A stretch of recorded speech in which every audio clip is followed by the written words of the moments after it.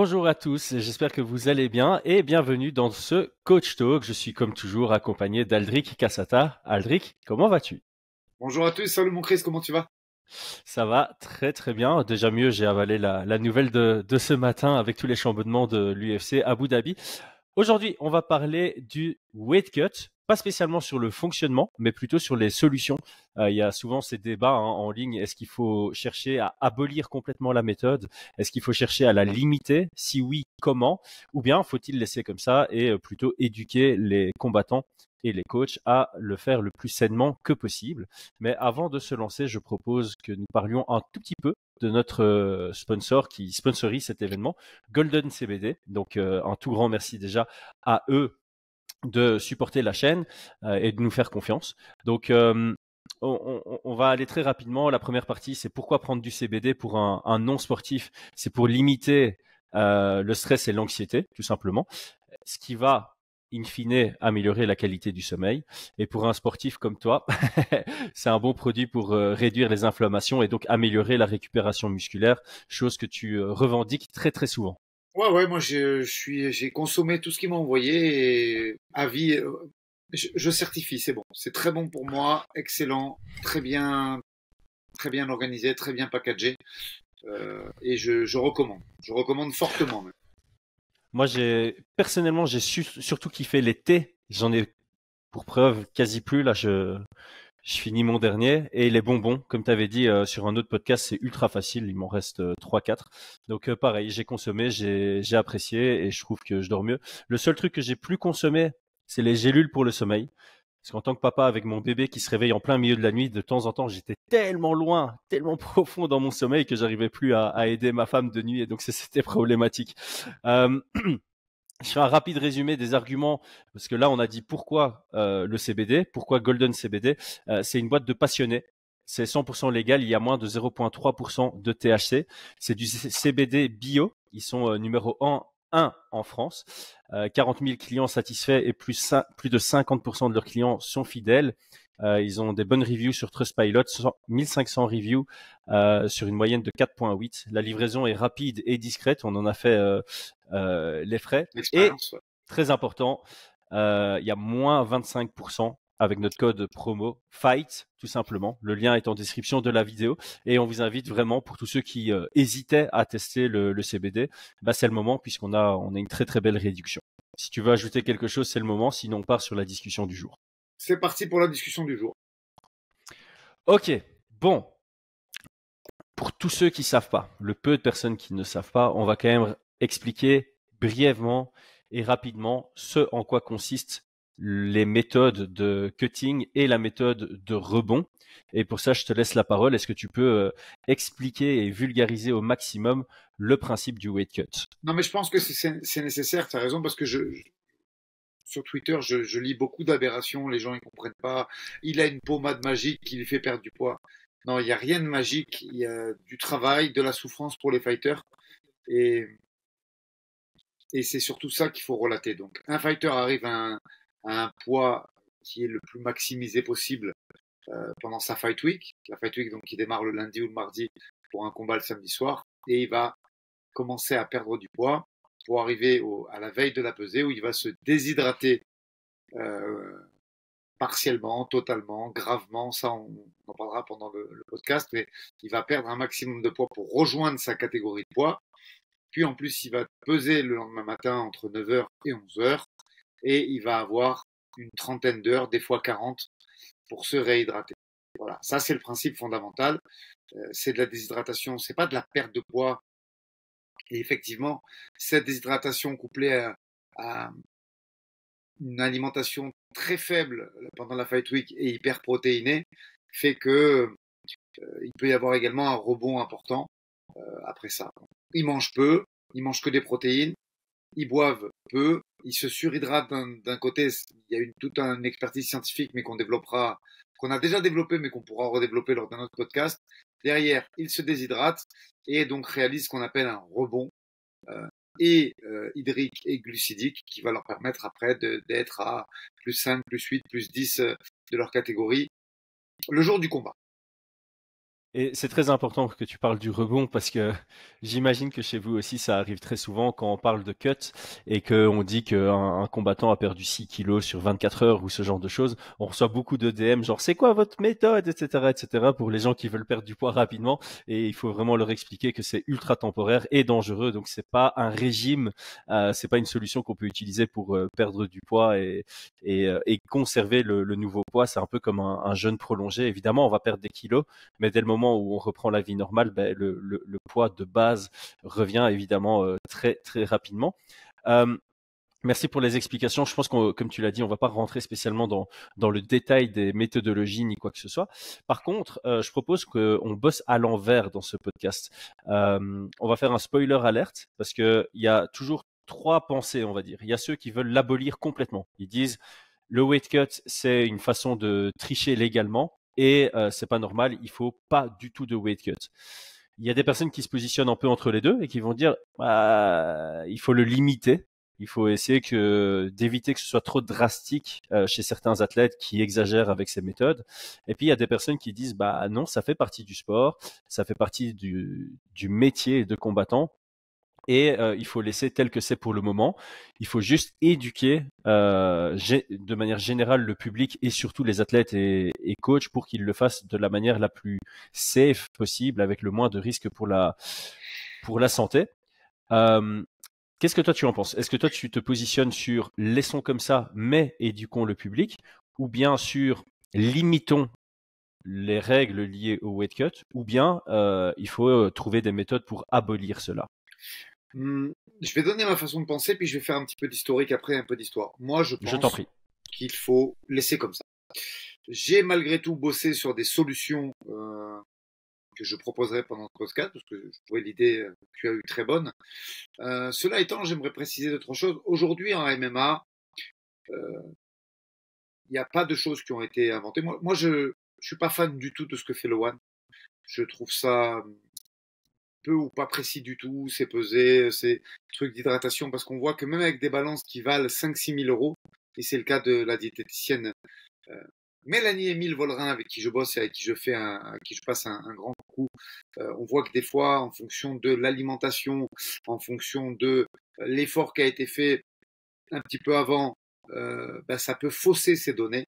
Donc je ne pense pas aujourd'hui qu'il y ait de méthode scientifique pour avoir exactement le taux d'hydratation exact d'un individu, parce que ça peut varier.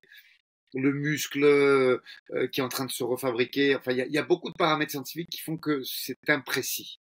Donc, je n'aime pas cette méthode. Dans l'histoire aujourd'hui des sports de combat, les seules organisations, je crois que c'est la WBO pour Ryan Garcia, Gervonta Davis et d'autres combats, mais qui peuvent mettre également des max de rebond. Pour ceux qui ont vu Garcia Davis, Ryan Garcia, il avait 4 kilos. En gros, hein, ça fait 4,2 je crois avec les livres, mais il avait que 4 kilos de rebond possible sur sa pesée. Et ça avait été négocié de gré à gré, c'est-à-dire du management de Gervonta vers le management de Ryan Garcia lors de la signature du contrat. Mais aujourd'hui, en MMA, ça n'existe pas. Est-ce que ça aurait un avantage? Je suis pas très fan, moi, Pour, de pour, ces... Vas-y, pour moi, vas-y. ça c'est la pire, ça c'est pour moi la pire chose à faire, limiter le rebond. C'est juste pousser l'athlète à rentrer dans une cage ou sur un ring déshydraté, ce qui Non. est le plus malsain. J'ai même envie de dire que le process de déshydratation extrême pour faire le poids est moins dangereux c'est dangereux, mais c'est moins dangereux que de rentrer sur un ring ou dans une cage pour combattre en n'étant pas à 100% hydraté. Je te rejoins et je sais pas si tu souhaites qu'on commence à parler de quelques solutions. Enfin, moi, en tout cas, il y a pas de solution. Il y a euh, un suivi, ce que je vais appeler un suivi organisationnel. Je m'explique un petit peu. Moi, aujourd'hui, je pense que l'abolir, c'est une connerie. Pourquoi? Parce il y a des gens qui vont être capables de se déshydrater quand même en cachette et ceci et cela. Il y a pas mal d'études et moi je me suis un peu plongé sur le sujet. Il y a pas mal de sports où le temps de réhydratation est moindre. Des sports de préhension par exemple. Il faut savoir que la lutte, à un moment, ils avaient mis la pesée le jour même et qu'ils l'ont ensuite remis la veille dans certaines compétitions. Tout ça pour dire que l'humain est avides de performance. Et quoi qu'il arrive, ils trouveront toujours le moyen de se déshydrater. Donc je pense qu'il faut penser à l'athlète et à sa bonne santé et qu'il ne faut pas l'abolir. Après, avant de te repasser la patate chaude, moi j'ai réfléchi avec mon équipe pour mes gars à ce que la déshydratation soit importante mais jamais sévère. Je m'explique. Je pense que arriver à la Fight Week avec 10% du poids à perdre, c'est-à-dire, je donne un exemple, je dois être flyweight, je fais 56,7, je dois faire 56,7, ben ça veut dire arriver en dessous, un petit peu en dessous des 63, 10%. Je dois faire 84 kilos, j'arrive un petit peu en dessous des 91, 92, tu vois.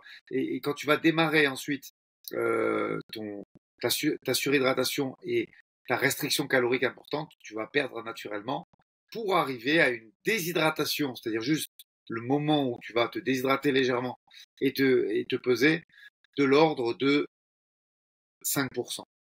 Je mets des chiffres sur ces mots. Flyweight, bah, ça veut dire 3 kilos de déshydratation. Middleweight, ça veut dire 4,6 kilos par exemple. Voilà. Ces chiffres-là me paraissent raisonnables en termes de déshydratation. En conseillant les athlètes de ne pas faire du sauna intégral, puisqu'on sait que le cerveau va être mis à haute température et que ça peut favoriser les hématomes intracrâniens sur le cerveau. Donc voilà, avec des mesures simples, hein, sauna portable ou bain, rester sur une pesée, et surtout ce sont des datas qui existent aujourd'hui. Je veux dire, à l'UFC, quand tu arrives dans ta Fight Week, tu es pesé au moment de la pesée officielle, et tu es repesé avant d'aller à la salle. Donc ce sont des datas qui existent, et je pense que voilà, si on devait changer quelque chose, j'ai fait ce travail pour essayer de le limiter, et aussi pour essayer pour les combattants qui nous écoutent, de les guider vers une bienséance en termes de santé. C'est jamais bon de perdre 3 ou 4 kilos, mais pour moi, je pense que c'est vraiment la limite pour espérer être réhydraté, être en bonne santé le lendemain, pour pas que ça tape sur les reins. Moi, j'ai perdu beaucoup plus en tant que combattant. J'ai fait des cuts à 6,5 de déshydratation, et j'avais mal aux reins bien plus tard après le combat, 3 semaines, un mois. Les seules douleurs qui persistaient, les hématomes étaient résorbés, les coups, les blessures, mais les douleurs qui étaient persistantes, c'était les douleurs aux reins. Donc je pense que je leur faisais pas du bien avec cette déshydratation qui était sévère. Alors moi, je vais quand même dire quelque chose qui est important dans ce podcast, je pense, pour pas qu'on nous incendie derrière. Dans un monde idéal, si une solution pouvait être trouvée pour abolir les méthodes de weight cut, je serais pour que tout le monde combatte à son poids naturel sans faire de déshydratation, parce que c'est ça qui serait le meilleur pour la santé. Le problème, c'est que toutes les solutions auxquelles certaines personnes ont réfléchi et pensé ne sont pas bonnes. Et c'est pour ça qu'aujourd'hui, je m'aligne à toi. Je suis pour laisser tel que c'est aujourd'hui, mais éduquer un maximum pour que les gens, les combattants, le fassent de la manière la plus safe et la plus saine que possible. Même si on n'arrêtera pas de le répéter, c'est pas bon pour la santé, mais il y a moyen de le faire de manière acceptable, on va dire, et raisonnable. Alors, ce que je propose ici, c'est qu'on passe au travers des solutions qu'on a déjà lues sur Twitter.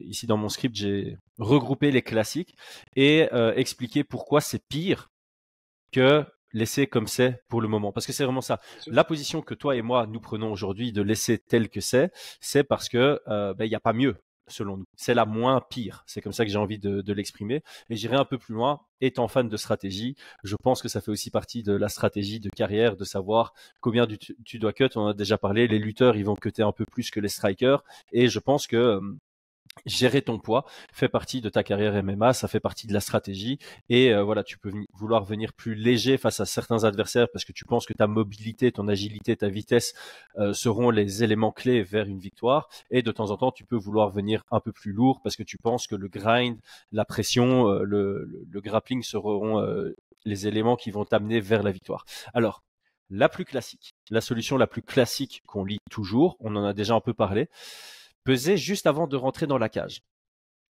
Alors pour moi, il y a deux problèmes là. Il y a un problème sportif et santé. Il y a des combattants qui vont quand même se déshydrater pour faire le poids et qui vont rentrer dans la cage déshydratés. parce que tu sais pas les peser pendant le walkout. Tu devrais quand même les peser 1 à 2 heures avant. Ils vont se déshydrater, ils vont croire qu'ils vont pouvoir se réhydrater en 1 heure ou deux. C'est affreux pour la santé. Ils vont combattre déshydratés. C'est là où si tu prends un chaos, ça peut vraiment, vraiment être néfaste, pardon. Et en plus de ça, il y a un souci business. Euh, Tu fais la pesée 2 heures avant le combat. Tu rates la pesée. C'est à ce moment-là que tu vas négocier avec l'adversaire. C'est à ce moment, le gars, il est en train de s'échauffer. C'est à ce moment-là que tu vas dire, bah, ton adversaire a raté la pesée. Est-ce que tu es d'accord de quand même combattre et de prendre 20% de sa prime? Non, la veille, c'est encore acceptable. Le jour même, c'est inacceptable. Donc, pour moi, cette solution n'est pas une solution. Je sais pas si tu as un élément à Je rajouter rejoins. par rapport à Non, non, puis on est d'accord, hein, il y a beaucoup d'études. Enfin, il y a beaucoup. J'ai pris des notes, je pourrais les citer ou non, on va faire simple. S'il y en a qui sont intéressés par avoir comment dire, le nombre de ces études et le moyen de se les procurer, on en parlera. Mettez-le en commentaire et on fera un petit live ou un truc comme ça où je donnerai ces sources. Mais il y a des études qui existent et plus la pesée est rapprochée de l'événement sportif, plus il y a d'accidents. C'est une Hmm. évidence et il y aura toujours des gens qui veulent tricher entre guillemets pour être dans la catégorie où ils pensent qu'ils auront le plus de force et le plus de poids. Et je pense que c'est pas rendre service aux athlètes. Parce que n'oubliez pas quelque chose, c'est que tous les athlètes ne sont pas bien entourés. Il y a des gens qui laissent faire, il y a Hmm. des gens qui sont un peu scrupuleux et qui voient que les intentions de victoire. Donc je pense que dans le respect de l'intégrité physique des athlètes, il faut surtout pas vouloir avoir des pesées le jour même. Là-dessus, on est d'accord. Si des gens ont des bons contre-arguments, on est évidemment ouvert à la Bien sûr, discussion. C'est important de notifier ici que on est deux humains qui donnons nos opinions sur base de notre expérience. On respecte les opinions d'autres personnes qui divergent avec les nôtres dans la mesure où on peut faire un échange construit. Alors, la deuxième solution à laquelle les gens pensent tout le temps, c'est le système One. Tu en as déjà parlé aussi. Donc, il faut peser plusieurs fois pendant la fight week et il y a deux mesures qui sont prises, le poids et le taux d'hydratation. Qu'est-ce que toi tu penses de cette ben, solution? moi, pour avoir testé, comme je le disais, beaucoup de balances et beaucoup de méthodes, il y a l'induction électrique qui permet avec l'électricité qui circule dans le corps, je suis pas persuadé de la précision et du fait, comme je le disais, qu'après un workout, les chiffres peuvent différer. Et je pense qu'il y a beaucoup de façons d'interférer avec ça et d'avoir des bons résultats là-dessus. Il paraît j'ai entendu mille et une trucs sur les fighters du One, eau déminéralisée, enfin bref, Hmm. on va pas épiloguer plus que ça, mais je pense qu'il y a trop de moyens pour masquer cela et que en plus je comprends pas en fait tu dis aux gars d'être pesés tout au long de la fight week mais à des heures précises donc ils peuvent anticiper réhydrater je pense que le process un ne me plaît pas deux je mets en doute sa précision trois je pense que c'est malsain que ça peut laisser des fighters se déshydrater partiellement pour faire Hmm. cette pesée se réhydrater enfin je pense que le concept me paraît malsain. En fait, c'est ça. Je trouve que l'idée est bonne. L'idée est vraiment bonne. Mais aujourd'hui, on n'a pas les outils pour garantir que ce soit viable, notamment parce que malgré tout, le taux d'hydratation, il laisse un genre une fenêtre. Donc, comme tu dis, les athlètes sont quand même amenés à se déshydrater tous les jours, même de manière minime, mais ils se déshydratent tous les jours. Et d'ailleurs, on le voit. Tu as certains combats. On va prendre Demetrius Johnson contre Adriano Martins. T'as l'impression que c'est une catégorie d'écart. Sage Northcutt, quand il a perdu contre Cosmo, t'avais pas l'impression que c'est la même catégorie de poids. Donc, je pense qu'il y a encore moyen de contourner ce système. Les mesures sont pas assez précises. Et en plus de ça, il y a un danger, je trouve, à cette méthode qui est celle de se déshydrater plusieurs jours, même si c'est des déshydratations minimes, ça reste quand même une fight week intense et pour laquelle tu es mis sous pression quand même. Tous les jours, tu dois te peser. Tous les jours, tu as un stress de rater ta pesée. C'est aussi chiant, même pour ton adversaire, de devoir faire le suivi par rapport à ça. Option suivante à laquelle on fait souvent face quand on échange sur Internet, c'est de proposer une pesée plus une fourchette. Ce que j'entends par là, c'est pas une pesée, une fourchette pour manger, c'est une fourchette de poids pour le lendemain. Donc, ce qu'on entend souvent, c'est par exemple, tu te pèses en featherweight la veille et le lendemain, tu peux pas dépasser lightweight Encore une fois, Ouais, l'idée est pas mal parce que tu te dis, il y a une certaine logique de rester dans le range entre ta division et ne pas dépasser le poids de la division suivante parce que sinon tu devrais passer le cap. Encore une fois, on en a déjà parlé. Pour moi, ça, c'est la pire idée. C'est la pire idée. Limiter la réhydratation, c'est ce qu'il y a de pire pour la santé. Je crois ben pas qu'on doive rebondir dessus. Je sais pas si tu as quelque chose à non, ajouter. Je trouve que l'idée sur papier est bonne, mais en réalité, c'est la pire, en fait. c'est ça. Et j'invite encore une fois, je vais reparler de Gervonta Davis, Ryan Garcia. Je pense que s'il n'est pas partiellement réhydraté, il prend pas le KO Garcia au huitième, hein, point final. Voilà, Hmm. un fait pour en expliquer un autre. Je pense que le KO que prend Garcia, je crois que c'était le huitième, vous me pardonnerez si je me trompe d'un ou deux rounds, eh ben, il est 80% à cause de la mauvaise réhydratation, enfin, à cause de la réhydratation limitée via le contrat. Hmm. Et du coup, ça, c'est les trois classiques. Est-ce que tu as déjà entendu des personnes proposer d'autres idées Ben, desquelles il tu serait vois, intéressant de discuter ici, à part celle que j'avais proposée il y a 2 semaines, il y a, il y a- il y a- USADA Style, parce que il y a c'est... du Ouais. ça. Moi, vraiment, hein, le protocole dont je t'ai parlé, puisqu'on sait que maintenant les athlètes, en tout cas à l'UFC, sont pesés en début de fight week. Donc, pouvoir respecter un 10% de overweight, on va dire, de la KT, je pense que c'est une solution qui permettrait en tout cas d'éviter, il y aura toujours des cuts. En fait, c'est une solution qui permet d'éviter les cuts dangereux. Voilà. Cette solution, Mm, avec les pourcentages que j'ai précédemment cités, euh, me paraît être là, elle ne gérera, elle n'enlèvera pas le cutting, mais elle permettra mm, de le limiter puisque les pourcentages que j'ai donnés me paraissent importants mais sensés. Et ce qu'il faut savoir, ce sont des pourcentages qui sont très souvent dépassés par les gros cutters. C'est-à-dire que moi, je vous ai parlé de 10 pour aller à une déshydratation de 5 naturelle en perte d'eau. Et aujourd'hui, certains athlètes font pas le double, mais ils font 50% de plus. C'est-à-dire qu'il y a Ouais, certains athlètes qui on sont s'en plutôt à rapproche. 15 et à 10. Voilà, 15 voire 17 pour une déshydratation de 10. C'est-à-dire qu'il y a des athlètes qui sont capables de se déshydrater de 7-8 kilos en deux fois et demi. Et ces chiffres sont dangereux. Ne, ne nous le cachons pas, disons les choses clairement. Déjà, pour ceux qui l'ont déjà fait, enlever 3 kilos d'eau, bah, c'est lourd. 3-4 kilos d'eau, c'est lourd. Donc, aller chercher 5, 6, 7, ça peut être très dangereux. Euh, Il y a deux. Alors, j'ai reçu des messages qui m'ont dit oh, le cutting de Manon qui est passé sur le film d'RMC, il est vraiment dur. Oui, 3 kilos, c'est déjà dur. Mais je veux dire, Manon est en parfaite santé, on prend ses constantes, il y a du personnel médical qui est là pour vérifier. Euh, je vous invite à regarder d'autres reportages sur YouTube où on voit Chris Cyborg et Darren T notamment qui perd la vue pour son dernier cut à 77. Voilà. Là, on peut parler de dangerosité. Seulement, bien évidemment, bien sûr que perdre 3 kilos au sauna euh, et à la couverture chauffante infrarouge est éprouvant. Mais à aucun moment sa tension elle est trop basse, à aucun moment elle fait un malaise. Il y a des grimaces dues quand même à l'intensité, hein, parce que c'est quelque chose qui doit être fait. Plus on le fait vite, plus on n'attend pas pour la peser, mieux c'est pour la santé. Donc, effectivement, ça peut être entre guillemets grimaçant de perdre autant de poids si vite, mais on reste sur des bases raisonnables avec des gens dont c'est le métier qui sont là pour vérifier. Mais c'est ceux qui ont envie de voir ce que c'est qu'un cutting difficile, c'est pas le film de Manon qu'il faut regarder, c'est Chris Cyborg, c'est Darren Till et tous les très gros cutters. Je crois qu'il y a Kamzat qui a mis son cut aussi sur sa chaîne YouTube. Voilà, là on est sur des épreuves, c'est plus dur que le combat bientôt.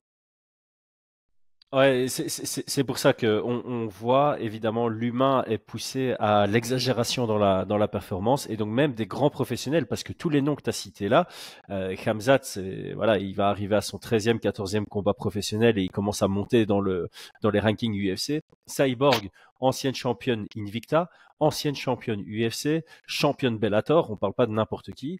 Darren Till, ancien challenger pour le titre de l'UFC. Et il y en a bien d'autres, même tu peux aller chez des Khabib Nurmagomedov hein, qui historiquement avaient du mal avec les cuts tellement ils le faisaient de manière, j'ai presque envie d'utiliser le mot disproportionnée. Et c'est pour ça que je trouve que même si pour le moment, et c'est pour ça que c'est très important, je précise, pour le moment je suis pour laisser comme ça parce qu'il n'y a pas de solution plus viable, je suis pour la recherche d'une solution plus intéressante. Et c'est pour ça que moi j'avais deux propositions, deux idées. La première idée, c'est de faire un truc USADA style. Donc USADA, c'est pour ceux qui ne savent pas les tests antidopage qui sont faits de manière aléatoire. L'USADA vient chez toi à 6 heures du matin, il te demande de pisser, de temps en temps, il faut une prise de sang en plus. C'est bien ça? C'est ça. Tiens, d'ailleurs, juste Ouais. une petite anecdote pour les gens qui nous écoutent. On m'a reproché de ne pas avoir fait de communiqué sur Manon. On m'a dit ouais, mais t'as pas fait de communiqué parce que il y a deux Français qui sont peut-être dopés. Mais les gars, je vais pas faire de communiqué pour me dédouaner. Manon en est à son 16e contrôle antidopage. Il n'y a jamais eu ne serait-ce qu'un rappel à la loi. Je vais pas du tout dire non, c'est pas Manon. Je veux dire, voilà, aujourd'hui il y a un code de conduite qui est le nôtre et c'est à chaque fois que j'ai un contrôle USADA qui passe, que ce soit Virgil Logan ou Manon, je vais faire un papier pour dire qu'on est RAS. Non, soyons sérieux. L'USADA passe tous les mois pour Manon pardon et assez régulièrement pour Ilyes Giroud, Virgil Hogan, Axel Sola qui sont sur la liste des sportifs de haut niveau en France. Et à chaque fois qu'on réussit un contrôle antidopage, on va pas faire un manuscrit quand même. Ouais, c'est clair et c'est peut-être une petite note quand même à faire par rapport à ce sujet-là, une leçon à tirer parce que bah tu passes au AB Show et avec Mika sont deux personnes que j'apprécie énormément. Euh, le fait qu'ils aient dit ça publiquement, c'est peut-être un peu maladroit, mais ça a eu des conséquences, notamment sur toi, parce que je sais que tu as eu des coups de fil de sponsors Ouais, aussi qui s'inquiétaient de la situation. Et voilà, je leur en veux pas parce qu'ils ont voulu donner l'information, mais aujourd'hui qu'il y a eu cette situation, je pense que la leçon à tirer pour les youtubeurs, les journalistes, c'est donner ces informations uniquement s'il y a un certain degré de certitude, c'est-à-dire 100%, un, un degré total de certitude, et donner les noms, parce qu'en fait là, ce qui s'est passé, c'est, tu regardes sur Twitter, il y a des gens qui ont commencé à s'amuser à essayer de deviner qui c'était. Et je trouve ça malsain au possible, parce bien que, sûr. genre, je prends un exemple, hein. J'ai lu un tweet, il disait, je pense, moi je parie sur Morgan et BSD, mais c'est en manque de respect. En un sens, c'est un compliment pour BSD et Morgan qu'on pense que c'est peut-être eux, mais c'est aussi un manque de respect envers leur travail. Et donc, je trouvais ça, voilà, je trouve que les conséquences de cette communication ont été assez dommages. Maintenant, revenons Oui. à nos moutons. USADA, donc, ils viennent de manière aléatoire te tester pour tout ce qui est dopage. Je trouverais ça intéressant qu'ils viennent te tester de manière aléatoire pour ton poids et mettre une limite par catégorie de poids aussi avec des avertissements. Genre, j'invente. Ça Tu m'intéresse, ça. combats en. Tu mettrais quoi comme Ouais. limite? Moi, j'aime beaucoup l'idée, vraiment. Vraiment, vraiment, Chris, Ouais. j'aime beaucoup l'idée. Mais là, regarde, par exemple, allez, on parlait de Manon et de ces trucs USADA. Tu mettrais sur un flyweight, donc qui fait 56,750 à aller jusqu'à une tolérance de 57,150. Tu mettrais une tolérance de combien sur le well-rounded, c'est-à-dire le poids tout au long de l'année? Alors, moi, je ferais quelque chose de progressif parce que cette solution, c'est une solution non pas pour abolir, mais pour limiter le cut et le Ouais. faire de manière pas trop drastique. Mais étant donné que si on part de l'hypothèse que cette solution serait mise en place un peu du jour au lendemain, je verrais un truc progressif où au début on dit OK, on vient vous tester, vous pouvez pas être 25% au-dessus de votre catégorie de poids. C'est une grosse marge. Dans un an, Je on calcule diminue ça à 20%. je calcule en même temps. Ok, Ouais. ok, ok, ok, ok. 25%, Dans un an, ça fait 12 kilos un au-dessus. quart quoi. Non, ça fait Ouais, 15 kilos au-dessus. Ouais, large, large. Ok, vas-y, t'es continue. large. Mais je pense qu'il y en a certains qui exagèrent. Tu prends des Khamzat, je serais pas surpris que quand il était en 77, il était bien au-dessus de 15% supplémentaire, Ouais, ouais. 25% supplémentaire. Un an plus tard, on dit voilà, dans un an, à l'anniversaire de cette nouvelle méthodologie, on diminue à 20%. Et puis on voit si ça fonctionne bien. Et moi, je pense que 15% serait un bon objectif à long terme, parce que dire que les gens combattent 9 à kilos au-dessus. 15% en dessous de leur poids naturel, c'est encore acceptable, tu vois. Ça veut dire que les cuts sont pas ultra drastiques. Peut-être aller jusque 12% peut-être, mais voilà, je pense que Avec 15% serait un bon objectif. tu sais que ce sont des chiffres qui me paraissent tout à fait cohérents. Pour maintenant, on serait dedans toute l'année. Je suis en train de calculer pour Virgile et Axel, par exemple, hein, pour donner une idée réaliste de notre quotidien, parce que c'est quand même mon rôle de le faire. 15%, c'est quoi? C'est 10, 8, 12, ça ferait 12. 84. Bah si, hein. Virgile, ça marche aussi. Virgile, ça marche aussi. Et en ce qui concerne Mm. Axel Sola, 71, 7, 7, 3,5, 10,5. 10,5, ça ferait du. Non, non. Je pense que ce sont des chiffres qui sont qui sont enclins à quelque chose de sensé. Ouais, et donc ici je vois les gens venir, hein, ouais, si tu te pèses le matin ou le soir, c'est pas la même chose, etc., etc. Et c'est pour ça que je donnerais aussi un système d'avertissement. C'est-à-dire que on vient te tester, t'es une fois au-dessus, on te donne un avertissement que si on vient te tester une deuxième fois de manière aléatoire et que t'es encore au-dessus, là tu dois monter de catégorie de poids. Et aussi que voilà, il y a une date de péremption à ces avertissements sur un an, par exemple. Parce que je prends un bête exemple, on vient de tester le soir de Noël. Ouais, il y Oui, a des chances que tu vois, il y a des chances que tu sois passé au-dessus. Mais c'est pour ça que ce serait un travail sur une année, tu vois. Tu te fais tester ouais, un 4-5 fois de travail, manière aléatoire voire sur. même une moyenne, tu vois. Non, non, mais je trouve le C'est truc est ça. très intéressant. C'est une Voilà. Et idée donc qui me ça, ce paraît serait sensée. ce serait une idée pour limiter les cuts drastiques. Ça nous permettrait de garder cette notion de déshydratation parce que voilà, ça me paraît logique. On a tous un poids de forme différent. Il y a que 13 catégories de poids, hommes et femmes confondus. On va dire qu'il y a 10 catégories de poids. Il y a des personnes, c'est très compliqué parce que si tu abolis complètement le weight cut, bah, il y a des gens qui seront en désavantage naturel et ça, c'est pas normal non plus. Donc, je pense que le mieux, ce serait de limiter de sorte à ce qu'il y ait aucun cut drastique, de sorte à ce que quand des gens se font une déshydratation, bah, ça reste dans la mesure du raisonnable par rapport à la santé. Et donc cette solution-là, je l'aimais bien. Et alors le deuxième truc que j'aimerais changer en MMA par rapport à ça, c'est d'être un peu plus dans l'acceptation des catch weights, négociés en dernière minute, surtout chez les femmes. Je pense que chez les femmes, c'est beaucoup plus difficile de faire des weight cuts de par les hormones, etc., etc. Et ça me paraîtrait logique de temps en temps, le mardi de la Fight Week, qu'une athlète arrive et dise ah, j'ai vraiment galéré, est-ce qu'on peut pas négocier un catchweight à 1,5 kg en plus et je donne 5% de ma prime. Dans le sens où, étant donné qu'on prévient assez longtemps à l'avance, l'amende financière n'est pas exagérée, 5%, mais au moins il y a ce truc de euh, moins forcer les athlètes à aller jusqu'au bout, jusqu'au dernier souffle, jusqu'à la dernière goutte pour faire le poids. Et à l'inverse, avoir moins de situations où tu en as un qui rate la pesée sans avoir prévenu son adversaire a bien fait la pesée, et puis tu as un écart drastique le jour de la pesée. Euh, Moi, c'est quelque chose que j'avais voulu faire une fois à un Cage Warriors. Et j'avais envoyé des messages et c'était tombé à la poubelle. Et du coup, le combat a été annulé parce qu'on a raté le poids de trop de kilos. Mais j'avais prévenu le lundi, j'avais dit le lundi, genre, elle arrivera jamais à faire le poids. Est-ce qu'on peut pas négocier juste un catchweight 2 kilos au-dessus? Et là, ça aurait été réaliste pour nous. Et ça a été refusé. Et du coup, bah, l'adversaire, elle a fait le poids. Nous, on a raté le poids et l'adversaire a décidé d'annuler le combat. Et j'étais là, je fais, c'est bête parce que si lundi, t'avais dit, ouais, viens, on fait un catchweight, alors je sais que c'est gênant, que toi, tu étais professionnel, mais c'est moins pire quand même. C'est moins pire. Donc, voilà, c'est la deuxième Non, mais notion que j'aimerais bien mettre. c'est quelque chose que, regarde, qui colle avec l'actualité. Tu sais que nous, on a essayé de prendre le combat que ton athlète, excuse-moi, j'écorche toujours son nom, Grit. Grit, Grit. Ouais.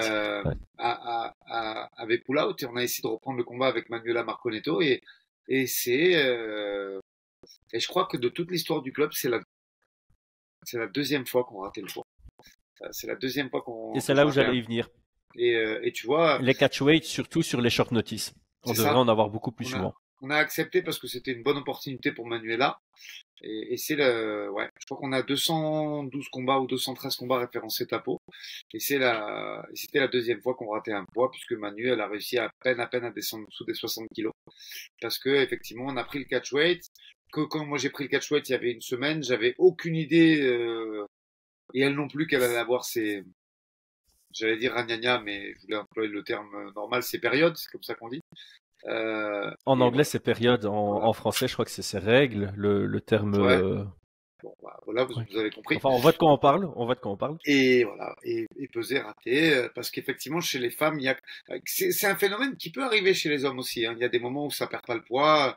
Il y a des interviews il y a Islam et Charles qui ont failli rater tous les deux la pesée Hum. à Abu Dhabi l'année dernière. Il y a des moments où tu sais pas pourquoi le protocole se retrouve interrompu et ça fait des gros écarts des fois. Il y a des mecs qui ratent la pesée de 4 livres et on sait pas pourquoi, un traitement antibiotique, un ci, un là, et ça a changé euh, l'optimisation des glandes sudoripares. et le fait que ça transpire moins. Mais globalement, les hommes sont moins affectés que les femmes et c'est un problème qui est, allez, on va dire à 70% féminin, reconnaissons-le.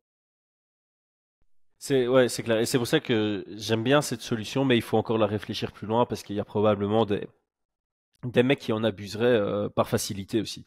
Ils arriveraient à la Fight Week en disant, c'est quoi, j'ai pas trop envie de faire le poids, 5% de ma prime, c'est pas grand-chose.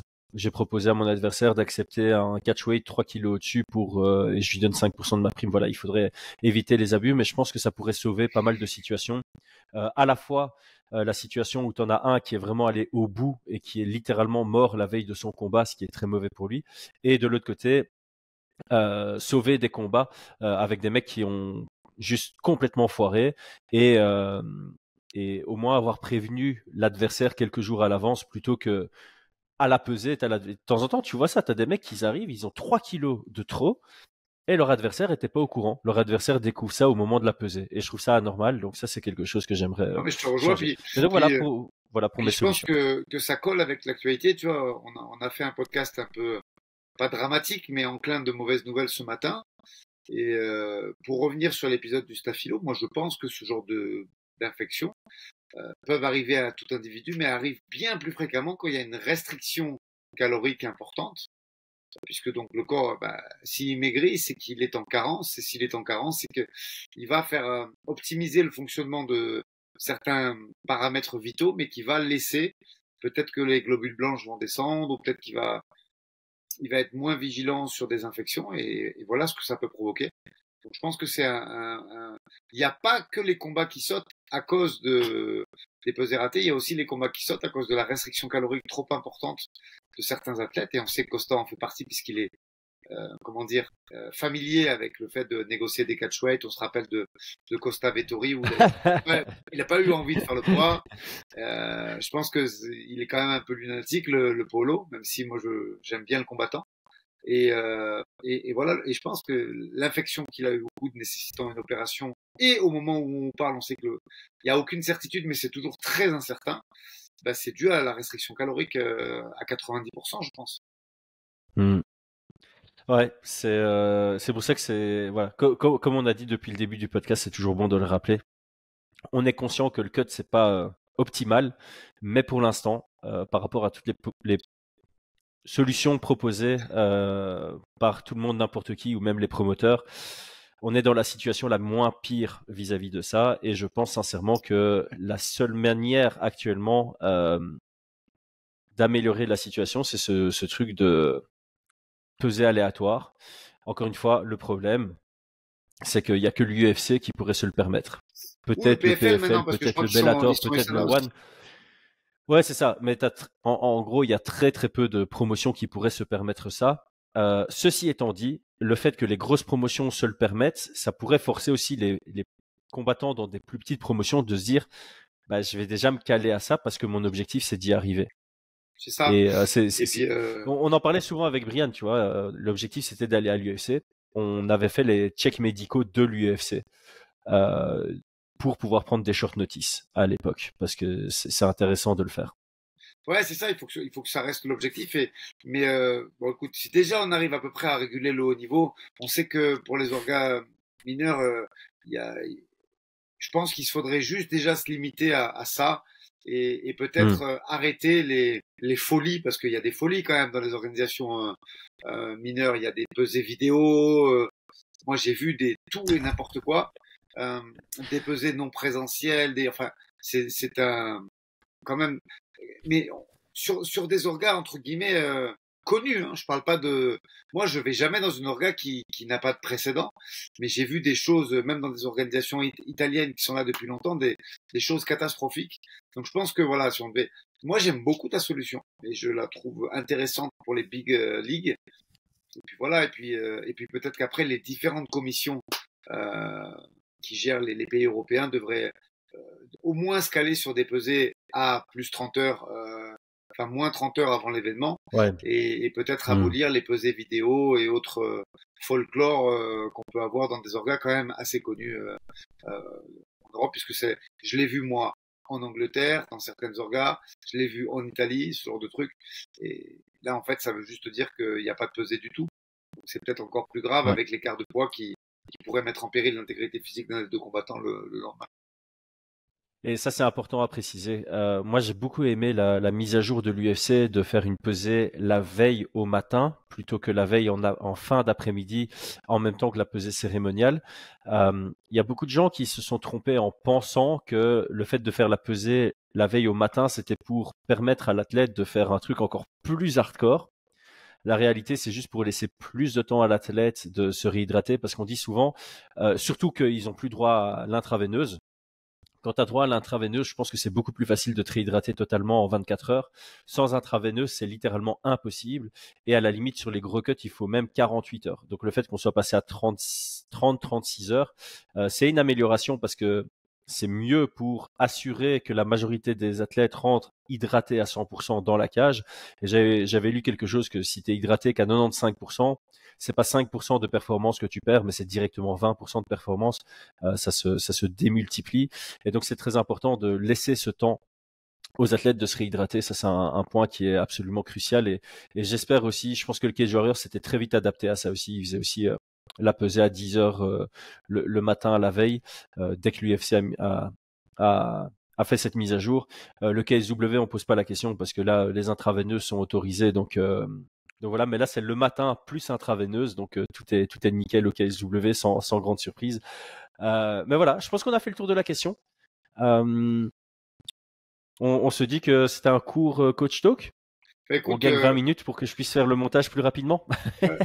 on se dit effectivement que je pense qu'on a fait le tour du sujet. S'il y a des questions, je serais ravi d'y répondre. Mettez en commentaire si vous avez aimé aussi les idées de live et qu'on puisse prévoir avec Chris d'en refaire rapidement. Ouais. Et voilà, mais voilà, des lives où on parle de MMA. Voilà, et ce sera le mot de la fin avant de dire au revoir à tout le monde. Moi, je veux bien parler avec vous de n'importe quel sujet, mais qui a trait au MMA. Et j'ai ni envie de parler de faits divers, ni envie de parler de géopolitique, ni envie de parler d'autres choses. Pas parce que je ne veux pas ou parce que j'ai une quelconque opinion, c'est parce que je suis là pour parler de sport et mon travail, moi, c'est d'entraîner des gens et de les amener à la performance. Je suis pas influenceur, je suis coach et c'est ça mon boulot. Et voilà, et ma vie, c'est le MMA. Donc, je veux absolument bien débattre avec vous de n'importe quoi en live, mais tant que ça reste dans le sport et dans les échéances à venir. Voilà. Commentez, likez, partagez, ça me donne de la force et si vous voulez, la semaine prochaine, on fait un petit live avec grand plaisir. Avec plaisir. Ciao, ciao.